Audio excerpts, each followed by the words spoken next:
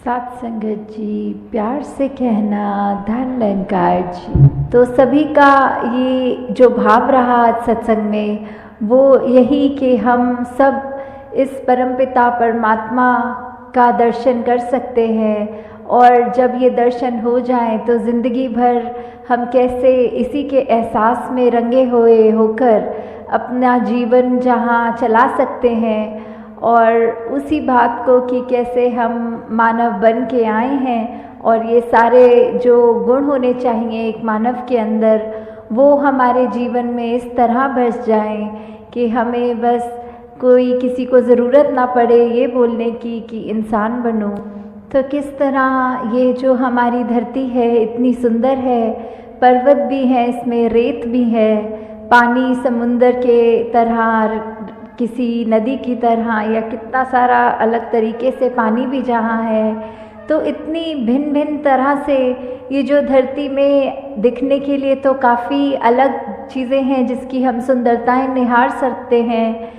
तो इसको खूबसूरत ये जो बना रहा है, अगर हम हर एक के गुण भी देखें कि ये जो कुदरत है उसमें अगर जहाँ पहाड़ की जिक्र आ रहा है तो पहाड़ वो कितना ऊंचा, कितना मजबूत, कितना उसमें एक हाइट भी होती है।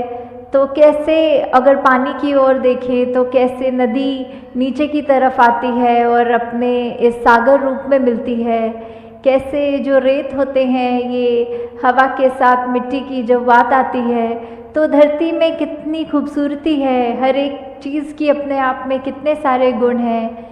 फिर भी ये आपस में जब रहते हैं आपस में टकरार नहीं करते, और कैसे हम इंसान इसी धरती पे जब आकर रह रहे हैं तो ये सब चीज़ें हमें दिख रही हैं पर हम इसको ख़राब करने की ओर लगे हुए हैं। ऐसे ही अगर हम अपने मन की तरफ भी झांकें कि कैसे हम एक इसमें संसार में आए तो हैं, चाहे कोई कैसा है, किसी का हमसे फ़र्क है, चाहे कोई दिखने में हमसे अलग है, चाहे वो भोजन अलग तरह का खाते हैं, हम अलग तरह का खाते हैं, या कोई भी ऐसी बात जो हमको एक दूसरे से वो फ़र्क दिखाती है, तो हम अगर उस फ़र्क को फ़र्क की तरह ना देखें, हम उसको ये मानें कि जैसे ये संसार में यूनिटी इन डाइवर्सिटी की बात है, ये जो भिन्न भिन्न प्रकार के जो फूल हैं उनकी अपनी अलग महक है, तो कैसे हर एक चीज़ जो दूसरे से चाहे कितनी भी अलग दिखती है उसकी रिस्पेक्ट इस तरह करनी, उसका सम्मान इस तरह करना कि ये बिल्कुल हम जैसा है, हमें तुच्छ भाव से नीचे दृष्टि से नहीं देखना, हमको उसकी जो भी खूबसूरती है, जो भी गुण है उस व्यक्ति में भी वो गुण सिर्फ ग्रहण करने हैं। तो कैसे ये वही उदाहरण कि चाहे पहाड़ है, चाहे नदी है, चाहे रेत है, तो ये सब चीज़ें जब आपस में एक दूसरे से अपनी तुलना नहीं करती या दूसरे को ये नहीं दिखाती कि हमारा काम तुमसे ज़्यादा इम्पॉर्टेंट है या हमारे अंदर ज़्यादा महत्वता है तुमसे, तो हम इंसान क्यों ये गलती कर जाते हैं जहाँ स्वयं को श्रेष्ठ मान लेते हैं। अगर उदाहरण के तौर पे हम अपने हाथ की ओर भी देखें तो हर उंगली दूसरी उंगली से अलग हाइट की है। अगर हम कोई कार्य कर रहे हैं तो जैसे अगर हमें कोई कुल्हाड़ी या कुछ पकड़ना है तो पूरी मुट्ठी का काम उससे आता है, अगर हमें भोजन करना है तो हमारी 3 उंगलियों का ही काम आता है, अगर हमें फ़ोन पे टच स्क्रीन पे मैसेज करना है तो वो सिर्फ अंगूठे से ही काम हो जाता है। तो हर चीज़, हर उंगली, हर कार्य एक अलग महत्वता है हर उंगली की। तो किसी ने अपने हाथ में ये हमें कहा नहीं कि देखो हमारा काम तुमसे ज़्यादा इम्पॉर्टेंट है। तो कैसे हम फिर भी एक कलाई से निकलते हुए ये जो भिन्न भिन्न दिखने वाली उंगलियां हैं हमारे हाथ में, ये जब एकत्व की तरह इकट्ठे एक हाथ में रह सकती हैं, दूसरे को कोई नीचा नहीं दिखाती, फिर भी जो अपना काम है वो पूरी ईमानदारी से करते हैं, तो ऐसे हम ये मनुष्य का शरीर जो हमारा है, तो फिर भी हमारे अंदर वो मनुष्य वाले, मानव वाले गुण क्यों नहीं बस पाते? क्यों हम फिर भी, क्योंकि दूसरा हमसे एक हमारे जैसा नहीं, उससे भेदभाव मन में नफ़रतें लाद जाते हैं, क्यों हम एक सामने वाले व्यक्ति को ऐसे पूजनीय तरीके से नहीं देख पाते, उसकी मिनट मिनट में कोशिश करते हैं कि किसी तरह हम दुनिया के आगे उसकी बेइज्जती कर दें, किस तरह हम उसका इस तरह मजाक उड़ाएं कि अगला रोने को मजबूर हो जाए। तो ऐसे भाव हमारे मन में क्यों हैं? हम इस तरह उस व्यक्ति के अंदर, उसके दिल में ये परमात्मा जो बसा है उसमें हम चोट क्यों पहुंचाते हैं? तो हम अगर यही बात रखें कि किसी ने अपनी सबकी जो भी इम्पोर्टेंस है वो तो हर एक का कार्य, हर एक को यूनिक है, ये परमात्मा ने हर एक को बनाया है, हर एक की शक्ल अलग दूसरे से है। हालांकि ये जो फिंगरप्रिंट्स की भी बात आती है कि किसी का एक अंगूठे का निशान दूसरे से नहीं मिलता, परमात्मा ने तो हमें इतना खूबसूरत, इतना हमारे अंदर अलग अलग गुण बसाए हैं, तो फिर हम हर एक के उन गुणों को गुणों की तरह ही देखें। उससे नफ़रत करने के लिए, उससे कोई वैर विरोध की मन में भावना रखने के लिए उसको उस तरह देख के या नीचा नहीं देखें कि कैसे धरती तो परमात्मा ने इतनी सुंदर बनाई है, इतना कुछ है जो हमको कार्य में उपयोग की तरह आता है, इस धरती से ही निकला हुआ, और फिर भी हम इंसान ये धरती को उजाड़ने चले हैं। और उजाड़ा भी हमने कैसे है कि हमारे ये मन से ही ये नफ़रत की बात जब आई, हमारे मन में अच्छे गुणों की बजाय जब हमने ये बुरी बातों पे ध्यान ज़्यादा डालना शुरू किया, तो ये बुरी चीज़ें हमारे मन में, दिमाग में, व्यवहार में इस तरह हावी हो गई कि वो चीज़ें हमारे कर्मों के अंदर अब इस तरह निकलने लगी कि आपस में हमने सिर्फ जहाँ मन में नफ़रत थी तो अब वो कर्म से, अपने हाथों से लड़ाई झगड़ा भी करना शुरू कर दिया। और कैसे ये चाहे परमात्मा ने। साध संगत जी, प्यार से कहना धन निरंकार जी।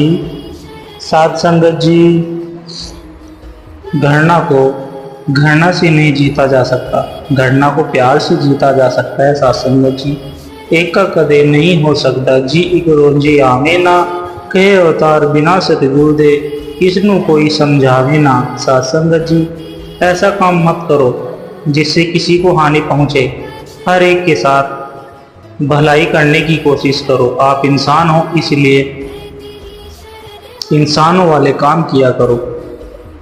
हमेशा ऐसा काम करो जिसे दूसरों को भी लाभ पहुँचे, हानिकारक कार्य मत करो। साध संगत जी, जिंदगी के हर मोड़ पर वही करना जो आपका दिल आपसे कहे, क्योंकि जो मन कहता है वो मजबूरी होती है और जो दिल कहता है वो मंजूरी होती है। साध संगत जी,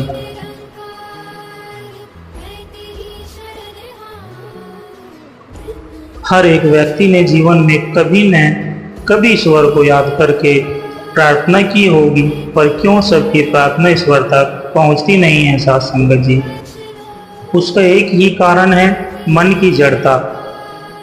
जब तक मन से जड़ता नहीं गई, मन कठोर है, मन के अंदर पानी की तरह तरलता नहीं है, तब तक वह भाव प्रभु तक नहीं पहुंचेगा। साध संगत जी, जैसे पानी में पानी ही मिश्रित हो पाएगा, उसमें यदि कोई कंकर या रेत डालोगे तो वह मिश्रित नहीं हो पाएगा। ऐसे ही ईश्वर में मन मिश्रित नहीं हो पाएगा, क्योंकि मन और ईश्वर दोनों एक दूसरे के विपरीत होते हैं। यदि किसी का मन बर्फ की तरह है, तब वह सच्चे हृदय से प्रयास करता है तो वह थोड़े समय पश्चात पानी में मिश्रित हो जाएगा। साध संगत जी, पर जो पत्थर की तरह जड़ है, वह कितनी भी कोशिश कर ले परंतु वह जड़ का जड़ ही रहेगा। मन के भीतर तरलता कैसे लाए? मन के भीतर तरलता का मूल है प्रेम। यदि भक्त अन्य भाव से अपने प्रभु को प्रेम करता है तो वह अपने गुनाहों का पूर्ण रूप से अपने प्रभु के समक्ष पश्चाताप करेगा, तब सभी ईश्वरीय गुणों को धारण करेगा, जैसे करुणा, क्षमा, दया, धीरज, विश्वास, विनय, विवेक, उच्च संस्कार। इन सभी गुणों के बिना प्रेम पूर्ण हो ही नहीं सकता। साध संगत जी, भक्त कितनी भी सेवा कर ले, परंतु जब तक खुद के मन की जड़ता को नहीं मिटाया, तब तक कोई भी सेवा या प्रार्थना प्रभु तक नहीं पहुंचती। साध संगत जी, इसलिए जरूरी है कि सभी ईश्वरीय गुणों को हम खुद के भीतर धारण करें, तब ही जाकर प्रभु तक हमारा हर एक भाव, हर एक प्रार्थना पहुंचेगी।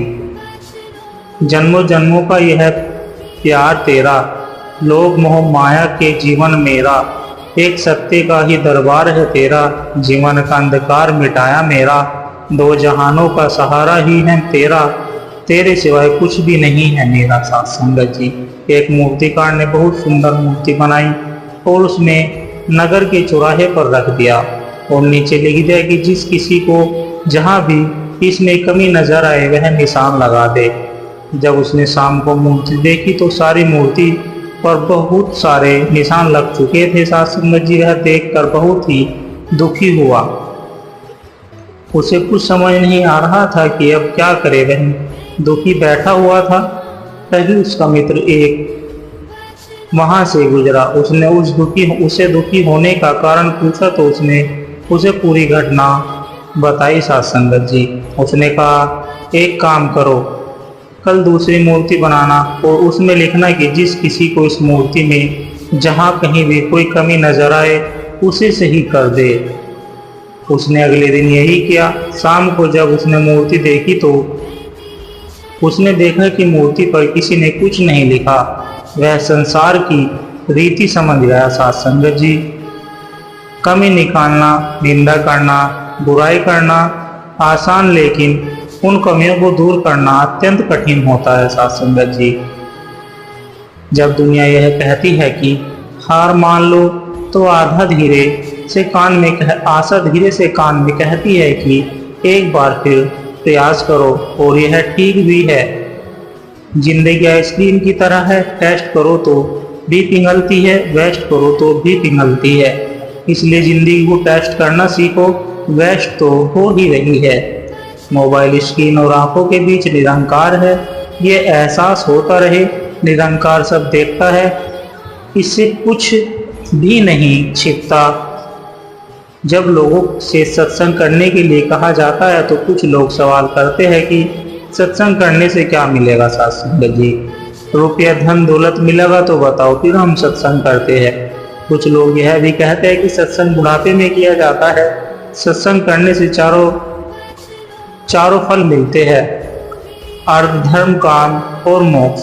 संसार को चाहने वाले को केवल सांसारिक धन दौलत मिलती है, मुक्ति नहीं मिलती। साथ संगत जी, लेकिन सत्संग करने से सब कुछ मिलता है। सत्संग का सबसे बड़ा फल है आत्मा की मुक्ति। सत्संग का प्रभाव, एक बार एक राजा जनक ने अपने राज्य में महासत्संग का आयोजन करवाया। साथ संगत जी, सारी प्रजा सत्संग में आई।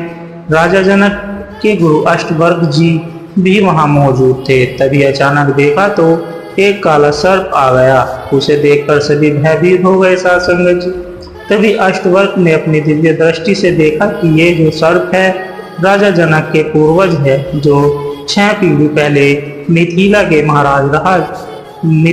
महाराज राजा अल थे। साथ संगत जी, अष्टवर्ग जी ने प्रजा से कहा डरने की जरूरत नहीं है, ये जो सर्प है सत्संग सुनने आए हैं।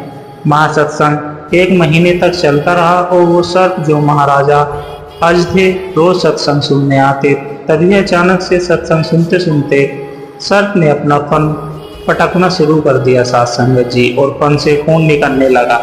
देखते ही देखते सर्प ने प्राण त्याग दिए और एक दिव्य आत्मा के रूप में प्रकट हो गए। साथ संगत जी, तभी अष्टवर्ग ने दिव्य आत्मा से कहा कि आप प्रजा को बताएं कि कैसे आप सर्प योनि में आए। साथ संगत जी, दिव्य आत्मा राजा अज ने कहा कि मैं राजा जनक का पूर्वज हूँ और 6 पीढ़ी पहले यहाँ का महाराजा था।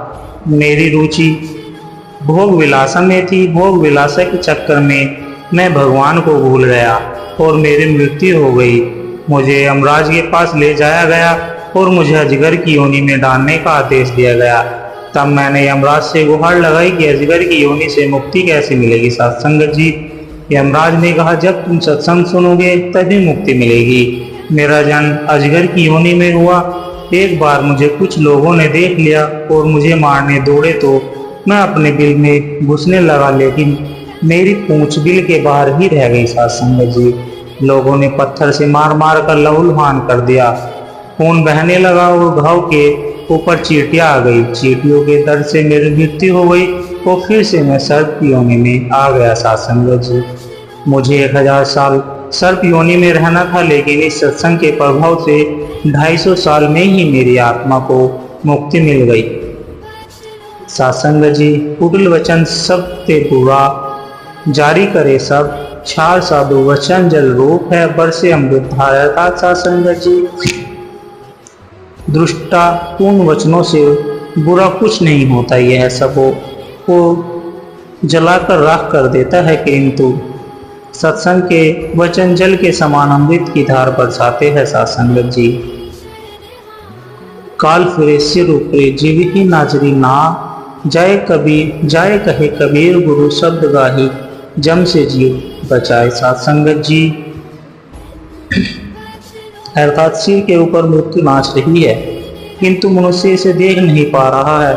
यही गुरु के उपदेशों को अच्छी तरह अपनाओगे तो जीवन काल से बचा जा सकता है सत्संग जी। एक शब्द सुख हानि है, एक शब्द दुख राशि, एक शब्द बंधन काटे, एक शब्द गल फांसी सत्संग जी। एक शब्द सुख की खान है और एक ही शब्द दुखों का कारण बन जाता है। एक ही शब्द जीवन के समस्त बंधनों से मुक्त कर देता है और वही शब्द एक गले की फांस बन जाता है सत्संग जी। श्री अष्टवर्ग गीता का श्लोक 10.6। पूर्व जन्मों में बहुत बार तुम्हारे राज्य, पुत्र, स्त्री, शरीर और आंसुओं का तुम्हारी आसक्ति होने पर भी नाश हो चुका है सत्संग जी। मुकद्दर की लिखावट का एक ऐसा भी कायदा हो, देर से किस्मत खुलने वालों का 2 गुना फायदा हो। अकल कितनी भी तेज हो, नसीब के बिना नहीं जीती जा सकती। बीरबल काफी अकलमंद होने के बावजूद कभी बादशाह नहीं बन सका सत्संग जी। सतगुरु जैसा कोई नहीं है मेरे सतगुरु, तुम ही गुरु नानक, ईसा मसीहा, हजरत मोहम्मद, महावीर, जैन, गौतम बुद्ध हो। है मेरे सतगुरु, तुम ही ब्रह्मा विष्णु महेश राम हो, तुम ही मुरली वाले घनश्याम हो। है मेरे सतगुरु, तुम ही गीता, बाइबिल, वेद, कुरान हो, सारे ग्रंथ शास्त्र तुम ही पुराण हो। है मेरे सतगुरु, तुम ही काशी, काबा, मक्का, मदीना, सजदा, इबादत, दुआ, चारों धाम हो। तुम ही मंदिर, मस्जिद, गिरजाघर, गुरुद्वारा, पूजा पाठ, अरदास, प्रार्थना, हर मर्ज की दवा, अल्लाह निरंकार हो सत्संग जी। दीन बंधु, दीन दयालु, तू करुणा का सागर है, कहे हरदेव कि भर ही देता, प्रेम से मन की गागर है सत्संग जी। निरंकार अंग संग रहते हुए रोज बहुत कुछ सिखाता है, अनुभव देता है, लेकिन सब लोग समझ नहीं पाते। कोई कोई इसके इशारे समझ पाते हैं सत्संग जी।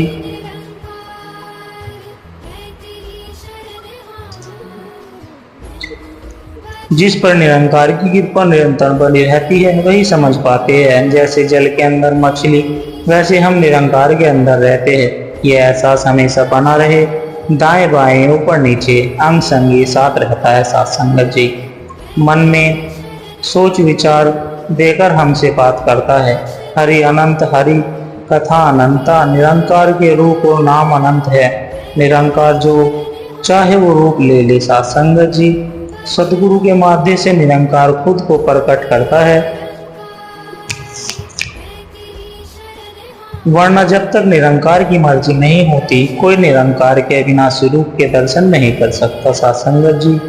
निरंकार की मर्जी से निरंकार मिलता है।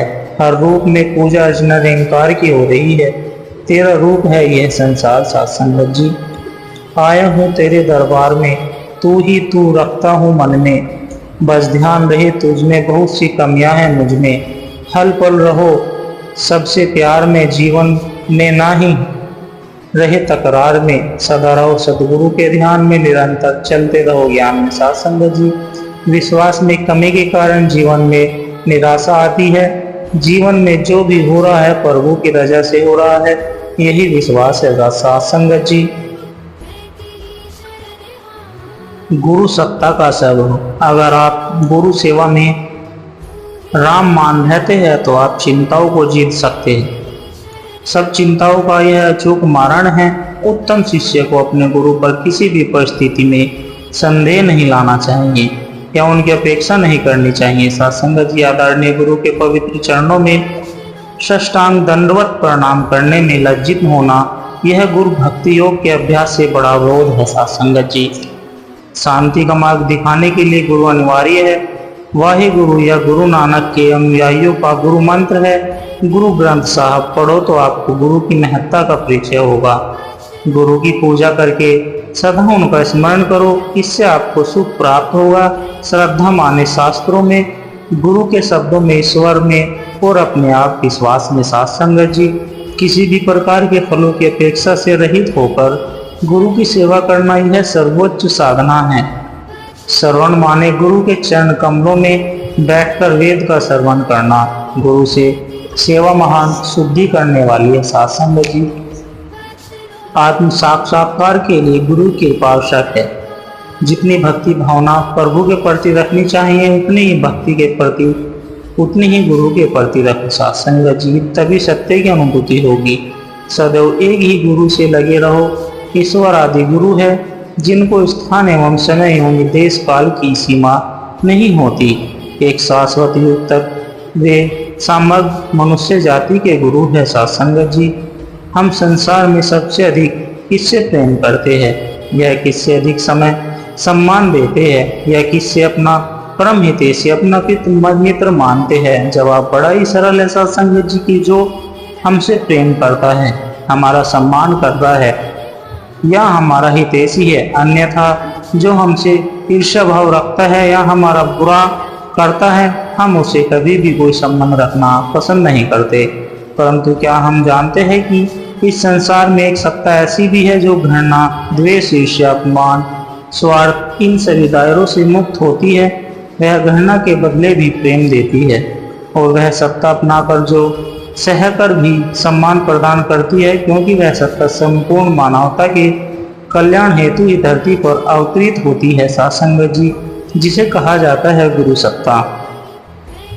सत्संग जी, हमने देखा होगा जब कोई सुनार के पास जाता है, सोना लेकर जाता है, तो सुनार उस सोने को पहले परख कर देखता है कि यह वास्तव में सोना है भी या नहीं।